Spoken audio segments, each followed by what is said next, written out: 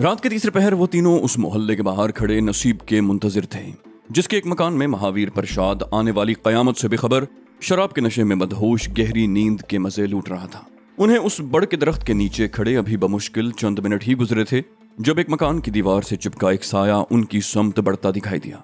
शर्फू की गिरफ्त पिस्तौल पर मजबूत हो गई। आने वाली की सरगोशी ने उन्हें मुतमईन कर दिया। हुसैन खान आगे बढ़ गया। नसीब ने उसके कान से मुंह लगाए उसे कुछ समझाया। उसकी बातों पर कभी तो हुसैन खान सर हिलाने लगता और कभी सरापा सवाल बन जाता। चंद मिनट बाद वो तीनों नसीब की सरबराही में महावीर के मकान की तरफ बढ़ रहे थे। तीनों एक दूसरे के बाद मकान की दीवार फांद कर अंदर दाखिल हुए। हुसैन खान सबसे आगे था, दोनों उसके पीछे थे। अब वो कमरों की दो रोया कतार के सामने खड़े थे। शर्फू को उस घर के एक एक कमरे से आशनाई थी। उसका बचपन इस हवेली में खेलते कूदते गुजरा था। हुसैन खान ने कुल्हाड़ी बरदार को दरवाजे पर खड़ा किया। शर्फू उसके इशारे पर जनान खाने की तरफ बढ़ गया, जबकि वो खुद चंद सेकंड के बाद महावीर प्रसाद के सर पर राइफल ताने खड़ा था। कौन हो तुम? खौफ और दहशत से महावीर प्रसाद को अपने जिस्म से जान निकलती महसूस हो रही थी। हुसैन खान ने दांत पीसते हुए कहा, तुम्हारी मौत। महावीर प्रसाद पर लर्जा तारी था। क्या चाहते हो? हुसैन खान ने कहा, चुपचाप उठ कर बाहर आ जाओ वरना। उसने फिक्रा अधूरा छोड़ दिया। महावीर के मुंह से खौफ और बौखलाहट में निकला, देखो मैं तुम्हें गिरफ्तार करवा दूंगा। हुसैन खान ने राइफल की नाल उसके सीने में ठोंकी, कहा, उठो। महावीर मौत के डर से उठना तो चाहता था, लेकिन उसके वजूद ने जैसे जुम्बिश से इनकार कर दिया। बहरहाल किसी न किसी तरह हिम्मत करके वो खड़ा हो ही गया। अगला हुक्म मौसूल हुआ, बाहर निकलो। महावीर ने संभलना चाहा, देखो तुम जो कोई भी हो, तुम अच्छा नहीं कर रहे। हुसैन खान बोला, बको मत। जिस तरह तुम्हें मैं कह रहा हूं करते जाओ, वरना यहीं एड़ियां रगड़ रगड़ कर मर जाओगे। ये बात महावीर प्रसाद की समझ में आ गई कि नौवारिद का ताल्लुक आजादी पसंदों से है, लेकिन ये उसके वहम गुमान में भी नहीं था कि उस पर जोहरा के इगवा में मुलव्विस होने का शक किया जा रहा है। कमरे के दरवाजे से बाहर कदम रखते ही उसने चिल्लाना चाहा। अभी उसके मुंह से बमुश्किल पहली आवाज ही निकल पाई थी कि हुसैन खान ने राइफल का बट घुमाकर उसके सर पर मारा और महावीर को अगली आवाज निकालने की मोहलत नसीब न हुई। मेजर राम सिंह के सिपाहियों ने इर्द गिर्द की पहाड़ियां, पूंछ को आने और जाने वाले खुफिया और जाहिर रास्ते सभी कुछ छान मारा, लेकिन जोहरा को न मिलना था न मिली। सारी रात खुद उसने भी आंख तक न झपकाई। वो खुद जोहरा की तलाश में निकलकर पार्टियों की कारकर्दगी का जायजा लेने के लिए अपनी जीप में पागलों की तरह उनका पीछा करता रहा। उसने खुद शहर को आने और जाने वाले रास्तों को चेक किया था। अलग सुबह वो अपनी जगह पर मौजूद था, क्योंकि थोड़ी ही देर बाद इंस्पेक्टर मीर को वापस आना था। वो नहीं चाहता था कि अभी जोहरा के इगवा और फरार का राज किसी और पर खुले, लेकिन ये खबर छुपी भी तो नहीं रह सकती थी। सोच कर बिलाखिर वो एक नतीजे पर पहुंच गया। उसने फैसला किया कि मीर को बता दे, लेकिन जरा सी तब्दीली के साथ। जोहरा की बजाय किसी मुसलमान हुर्रियत पसंद का नाम ले लिया जाए। यही सोचता वो थाने की तरफ जा रहा था। उसे अपने कमरे में पहुंचे बमुश्किल 2 मिनट ही गुजरे थे जब एक सिपाही लिफाफा ले आया जो उसके नाम था। राम सिंह ने हैरत से देखा, बोला, कौन लाया है ये? सिपाही बोला, सर एक बूढ़ा सा आदमी था, उसने अपना ताल्लुक आपसे जाहिर किया था, बहुत जल्दी में दिखाई दे रहा था। ये लिफाफा देते ही फौरन चला गया। मेजर राम सिंह ने खा जाने वाली नजरों से उसे देखा और लिफाफा खोलकर उसमें से रुक्का निकाल कर पढ़ने लगा। लिखा था, राम सिंह, हम लाला महावीर प्रसाद को अपने साथ ले जा रहे हैं। अगर तुम अपने उस वफादार की खैरियत चाहते हो तो जोहरा को एक लफ्ज कहे बगैर वापस कर दो। तबादले की जगह और तरीका हम मुकर्रर करेंगे। अगर तुम्हें हमारी बात मंजूर हो तो जीप पर सफेद झंडा बांध कर उसे शहर में घुमा देना। हम शाम तक इंतजार करेंगे। भेजने वाले ने अपना कोई नाम भी नहीं लिखा था, लेकिन राम सिंह जान गया कि ये किसकी हरकत है। खत पढ़कर वो चकरा ही तो गया था। क्या ये लोग उसके साथ मजाक कर रहे हैं? जोहरा तो पहले ही गायब है।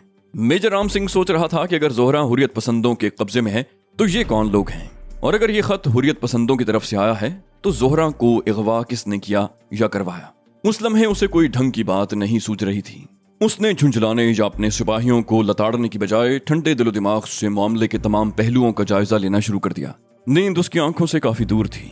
उसकी हालत उस चौकन्ने भेड़िए की सी थी जिसके मुंह से कोई चीता शिकार छीन कर ले गया हो। वो झुंझलाहट का शिकार हुआ था, लेकिन हालात की संगीनी उसके पेश नजर थी। पूंछ की मकामी मुसलमान आबादी में बेदारी और आजादी वतन की जो लहर दौड़ी थी, उसने मकामी इंतजामिया में जो यहाँ के मकामी हुक्मरानों की सी हैसियत रखते थे, तशवीश की जबरदस्त लहर दौड़ा दी थी। वो लोग जो खुद अमली कार्रवाइयों में हिस्सा नहीं ले रहे थे, वो हर तरह मुजाहिदों के मददगार थे। मेजर राम सिंह ने शहर को आने वाले तमाम मुमकिन रास्तों पर जबरदस्त नजर रखी हुई थी। घर घर में उसके जासूस मौजूद थे जो उसे पल पल की खबरें पहुंचा रहे थे। उसके बावजूद लाला महावीर प्रसाद अगवा हो गया था, जिसका मतलब सिवाय इसके और क्या था कि हुर्रियत पसंदों खुसूसन अगवा कुनंदगान ने मकामी बस्ती में पनाह ले ली थी, जहां से निकलकर उन लोगों ने इत्मीनान से अपना काम मुकम्मल किया और वापस चले गए। अब एक और मुसीबत भी आन पड़ी थी। हुर्रियत पसंदों के अलावा जिनकी कमांड हुसैन खान के हाथ में थी, कोई और ग्रुप भी मैदान में आ गया था और उसी ग्रुप के अरकान ने उसके ख्याल में जोहरा को राम सिंह के मुंह से छीना था। उसकी तवज्जो अब हुसैन खान की तरफ से हटकर उस नई मुसीबत की तरफ हो गई थी। उसके ख्याल के मुताबिक ये दूसरा गिरोह बड़ा ही मुनज्जम और होशियार था, और सबसे बढ़कर ये कि बेवकूफ़ी की हद तक दलेर। राम सिंह के जहन में अब ये सवाल सुलग रहा था कि वो क्या करे। कम से कम कोई ऐसा पत्ता उसके हाथ में हो जिसके एवज वो उन लोगों से सौदेबाजी कर सके। जहां तक शेरू का सवाल था, ये कार्ड उसके किसी काम का नहीं था। वो तशद्दुद के जरिए उससे कुछ नहीं उगलवा सकता था, क्योंकि उसके साथियों को यकीन था कि वो मर जाएगा, लेकिन अपने किसी ठिकाने की खबर नहीं देगा। लाला, उसने सोचा, जोहरा कबाब शायद उसके लिए तुरुप का पत्ता साबित हो। और दूसरे ही लम्हे उसके दो मुस्तैद नायब उसके सामने खड़े थे। उसने अपने इंतहाई काबिल एतमाद नायबीन को सूरत हाल से आगाह किया और कहा कि फौरन लाला को गिरफ्तार करके लाओ। दोनों बड़ी तेज रफ्तारी और फुर्ती से बाहर को लपके, मगर 10-15 मिनट के बाद ही उनकी वापसी हो गई और ये इत्तला उसके लिए बम का धमाका साबित हुई कि जोहरा का बाप भी गायब है। उसने सर पर टोपी जमाते हुए हड़बड़ा कर कहा, जहन्नम में जाओ तुम सब। जिंदगी में पहली मर्तबा उसे इस तरह पै दर पै शिकस्तों का सामना करना पड़ा था। वो हारे हुए जुआरी की तरह उठा और मुंह लटका कर बाहर निकल गया। मेजर राम सिंह को कुछ नहीं सूझ रहा था कि वो क्या करे और क्या ना करे। उसका सारा जोर रम की बोतल पर चला और वो अपनी बदबख्ती, नाकामी और नामुरादी को तलखी जाम की नजर करता रहा। सूरज तुलू होने के थोड़ी ही देर के बाद वो अपने कमरे खास में जा पहुंचा और उसने जाते ही शेरू को लाने का हुक्म दिया। अपनी तमाम नाकामी का जिम्मेदार उसने शेरू को गर्दाना। मेजर राम सिंह और उसके दरिंदे शेरू की बोटी बोटी से अपने इंतकाम की प्यास बुझाते रहे। उन्होंने अपनी दानिस्त में उसे अजियतें दे देकर बेहोश करके गोया अपनी नामुरादियों का बदला चुका लिया था। मारते मारते जब उसके बाजू शल हो गए तो उसने शेरू को वापस कोठरी में फेंक देने का हुक्म दिया और खुद अपनी आरामगाह में पहुंचकर बेदम सा होकर बिस्तर पर गिर गया। शेरू को शाम के वक्त होश आया तो वही संतरी उसके सरहाने खड़ा था। उसने पानी से भरा मिट्टी का प्याला उसकी तरफ बढ़ाया। उस लम्हे शेरू को उसकी इस नेकी पर न जाने इतना गुस्सा क्यों आया। उसने बड़े गुस्से से झुंझुलाकर संतरी से कहा, देखो, अगर तुम इस तरह मेरी हमदर्दियां हासिल करने की कोशिश कर रहे हो तो ये तुम्हारी भूल है। मुझे डोगरों से भी उतनी ही नफरत है जितनी उनके वफादारों से। संतरी ने उसकी बात का जवाब न दिया, सिर्फ मुस्कुराकर दूसरी तरफ मुंह फेर लिया। उसने जिद करके और शेरू की लान तान सुनने के बावजूद जबरदस्ती और दूसरे लोगों से चोरी छुपे उसे दूध भी पिला दिया। दूध में उसने फटकरी हल्दी और घी खास तौर पर गर्म करके मिला दिया था। शेरू को कदरे अफाका महसूस हो रहा था, लेकिन वो एक अजीब कश्मकश का शिकार था। कभी तो वो अपने उस पुरस्कार मोहसिन के लिए अपने दिल में एहतराम के जज्बात मौजन पाता और कभी झुंझलाहट का शिकार होकर उसे बुरा भला कहने लगता। आज उसकी ड्यूटी रात 8 बजे खत्म हो रही थी। रुखसत होने से पहले उसने शेरू को उसकी इस्तिकामत और साबित कदमी पर मुबारकबाद दी और इस बात का यकीन दिलाया कि खुदा जरूर उसकी मदद करेगा। शेरू उसकी तरफ एहसानमंदी से देखता रहा और फिर आहिस्ता आहिस्ता उसकी आंखें बंद हो गईं। रात का पहला पहर था जब शेरू अचानक हड़बड़ा कर उठ बैठा। एक कंकर रोशनदान से उस पर आन गिरा था। फिर उसने 2 हाथों को सलाखें उखाड़ते देखा। उसके देखते ही देखते दोनों हाथों ने रोशनदान में इतनी जगह बना दी थी जिसमें से शेरू जैसे जिस्म का नौजवान आसानी से गुजर सके। उसके साथ ही एक रस्सा अंदर आया जिसका एक सिरा दीवार के साथ लटक रहा था और दूसरा बाहर। शेरू ने धड़कते दिल से रस्से को पकड़ा ताकि उसके सहारे दीवार पर कदम जमाता रोशनदान तक पहुंच सके, लेकिन अभी उसने पहला कदम ही बढ़ाया था कि उसकी नब्जें साकित हो गईं। पहरेदार की टॉर्च की रोशनी उसे दरवाजे के बाहर लहराती बल खाती साफ नजर आ रही थी। शेरू बैक वक्त 2 बातों का शिकार था।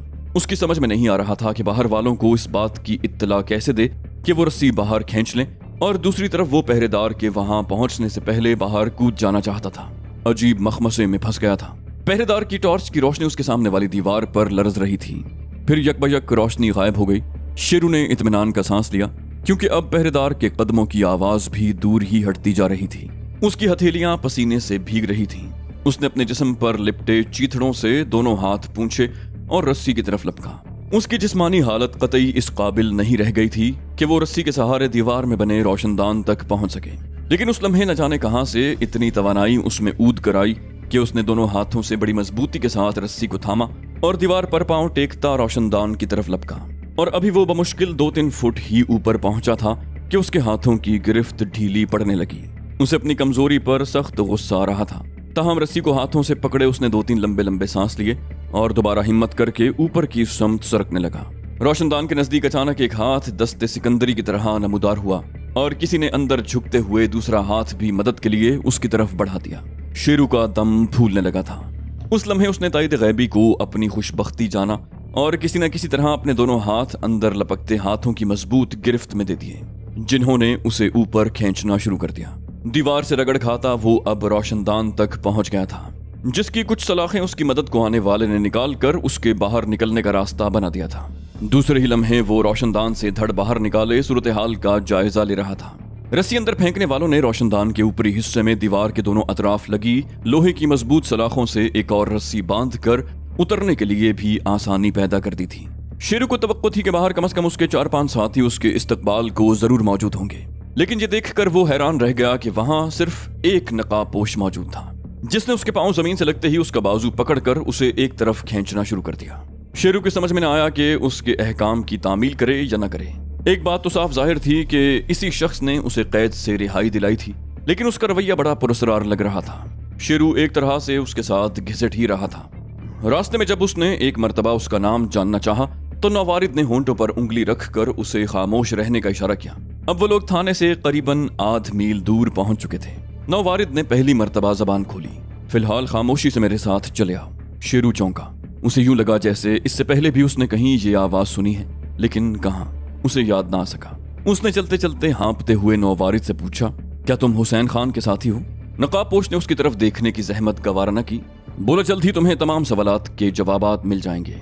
अब वो लोग उस पहाड़ी सिलसिले में दाखिल हो रहे थे जो थाने से करीबन 2-2.5 मील दूर वाक़ था और जिसके चारों तरफ घना और गुंजान जंगल फैला हुआ था। जंगल में कुछ दूर जाने के बाद शेरू बेदम सा हो गया और एक दरख्त से टेक लगाकर बैठ गया। उसके कदम मन मन के हो रहे थे। उसने हाँफते हुए कहा, मुझसे और नहीं चला जाता। नकाबपोश ने उसकी हिम्मत बंधाई। बोला, उठो, शाबाश, हिम्मत करो, थोड़ी दूर और चलना है बस। शेरू ने दरख्त का सहारा लेकर खड़ा होना चाहा, लेकिन उसकी हिम्मत जवाब दे गई। उसे अपनी बुजदिली पर गुस्सा तो बहुत आया, लेकिन वो बमुश्किल चंद कदम चलने के बाद लड़खड़ा कर गिर पड़ा। नौवारिद नकाबपोश ने उसे जमीन पर उल्टा लिटाकर उसका बदन मखसूस अंदाज से दबाया तो शेरू को कुछ सुकून महसूस हुआ। करीबन 5 मिनट के बाद वो अपने कदमों पर उठकर खड़ा हो गया। हमसफर ने उसकी बगल में हाथ देकर उसे सहारे से आगे उठाया और 5 घंटे के इस सफर का इख्तिताम आखिर एक पहाड़ी सिलसिले में एक इंतहाई महफूज और कुदरती गार के किनारे पर हुआ। चांद की रोशनी में इर्द गिर्द का सारा माहौल दिखाई दे रहा था। शेरू ने गार के कोने पर किसी औरत को सजदारेज देखा और जब औरत ने सजदे से सर उठाया तो पता चला कि वो उसकी मां थी। शेरू को देखते ही उसके दुआ को फैले हाथ सिमट गए और वो उठकर दीवानावार उससे लिपट गई। मां की पुरशफकत आगोश से बाहर निकलकर उसने देखा कि उसके सामने वही संतरी खड़ा है जो उसे चोरी छुपे खाना दिया करता था। वो हैरत और तशक्कुर के मिले जुले तासुरात से हकलाया, तुम? संतरी ने बड़े पुरसुकून लहजे में अपना तारुफ करवाया। हाँ, मेरा नाम सजावल है, तुम्हारा चचा मुझे जानता है। शेरू बोला, लेकिन वो पैगाम? सजावल ने उसकी बात काटते हुए कहा, वो मैंने ही हुसैन खान की तरफ से तुम्हें लिखा था। मुझे इल्म था कि बराह रास्त अगर मैं तुम्हारी मदद भी करना चाहता तो तुम इसे दुश्मन की कोई चाल समझकर कभी आमादा ना होते। शेरू बोला, तुमने बहुत बड़ा एहसान किया है मुझ पर, मैंने तुम्हें गलत समझा। वो बेख्तियार सजावल से लिपट गया। सजावल ने आहिस्तगी से शेरू को खुद से अलग करते हुए कहा, नहीं शेरू, तुम ठीक थे, तुम्हें मेरे मुतल्लिक यही राय कायम करनी चाहिए थी। उनकी गुफ्तगू सुनकर जोहरा और लाला भी बाहर निकल आए। दोनों की आंखें तशक्कुर के आंसुओं से बेइख्तियार छलक पड़ी। तुलुए सहर तक वो लोग बातें करते रहे। शेरू को अपने जख्मों का जैसे एहसास ही नहीं रहा था। उन लोगों की जबानी शेरू को इल्म हुआ कि बेबे जिद करके अपने एक करीबी रिश्तेदार के घर चली गई थी। वो लोग पाकिस्तान जाने की तैयारियां कर रहे थे। अब मालूम नहीं बेबे उनके साथ है या पाकिस्तान चली गई। सजावल ने रवानगी से पहले उसे मुखातिब करते हुए कहा, एक बात समझ लो शेरू, फिलहाल यहां से हिलने की कोशिश न करना। मैंने राम सिंह के पहलू में खंजर घोंपा है, उसकी नाक के नीचे हम महफूज भी हैं और खुदा न खास्ता। शेरू ने बड़े सादतमंदाना लहजे में गर्दन हिलाते हुए कहा, मैं आपकी बात समझ गया। सजावल ने कहा, एक तो तुम्हारी जिस्मानी हालत ही इस काबिल नहीं है कि तुम कुछ कर सको, दूसरे ये कि हम में से किसी की गिरफ्तारी हम सबको मरवा देगी। शेरू ने इल्तिजा करते हुए कहा, मेरा एक काम जरूर करना सजावल। वो बोला, क्या? शेरू ने कहा, किसी तरह मुझे शरफू से मिला दो। सजावल बोला, इस बात का कभी तसव्वुर भी न करना। हमारी मुलाकातें सिर्फ राजदारी में हैं। तुम बेफिक्र रहो, तुम्हारे साथियों तक तुम्हारी सलामती और आफियत का पैगाम पहुंच जाएगा। शेरू कुछ कहना चाहता था, लेकिन उसने गर्दन झुकाकर सजावल की बात पर स्वाद कर लिया। सजावल बोला, मैं माफी चाहता हूं दोस्त, लेकिन अभी मुझे बहुत काम करने हैं और मैं नहीं चाहता कि मैं मिशन मुकम्मल होने से पहले मारा जाऊं या राम सिंह की नजर में आ जाऊं। शेरू ने उसका दायां हाथ अपने दोनों हाथों में लेकर जोश जज्बात से दबाते हुए कहा, तुम वाकई अजीम इंसान हो। सजावल बोला, अंदर जरूरत की हर शय मौजूद है, मैं तुमसे गाफिल भी नहीं रहूंगा। फी अमानिल्लाह। ये कहकर वो आगे बढ़ गया। शेरू की मां के दिल से सजावल के लिए सदा बुलंद हुई, फी अमानिल्लाह। तिलमिलाहट और गुस्से से वो फटा जा रहा था। हुर्रियत पसंदों की तरफ से मुसलसल और भरपूर नफ्सियाती हमलों ने उसे जहनी मरीज बना दिया था। मेजर राम सिंह हर एक को काटने को दौड़ रहा था और अपने इस गुस्से और बेबसी का बदला लेने के लिए ले देकर उसे कोई नजर आता था तो वो शेरू था, सिर्फ शेरू। उसने अलग सुबह अपने कमरे में पहुंचते ही दरवाजे के बाहर मौजूद संतरी को हुक्म दिया, शेरू को पेश करो। गुस्से से वो अपने होंठ चबा रहा था और दाहिने हाथ में पकड़ी बेद की छड़ी को बेध्यानी में कई मर्तबा अपनी दाहिनी टांग पर खासी जोर से मार चुका था। संतरी ओके सर कहकर वापस मुड़ा, तभी सामने से छोटा थानेदार मनोहर लाल अजीबोगरीब हुलिये में उसे अपनी समत बढ़ता नजर आया। उसके कंधे से तौलिया लटक रहा था, आधे चेहरे पर शेव का झाग चिपका हुआ था और बनियान और निक्कर पहने नंगे पांव वो करीबन भागता हुआ मेजर राम सिंह के कमरे की तरफ आ रहा था। मेजर राम सिंह का माथा उसकी वजाकता देख कर ठनका और मनोहर लाल के कुछ बोलने से पेशतर ही उसका दिल धक से रह गया। राम सिंह की शक्ल पर नजर पड़ते ही उसकी जबान लड़खड़ाने लगी। महाराज जी, महाराज जी।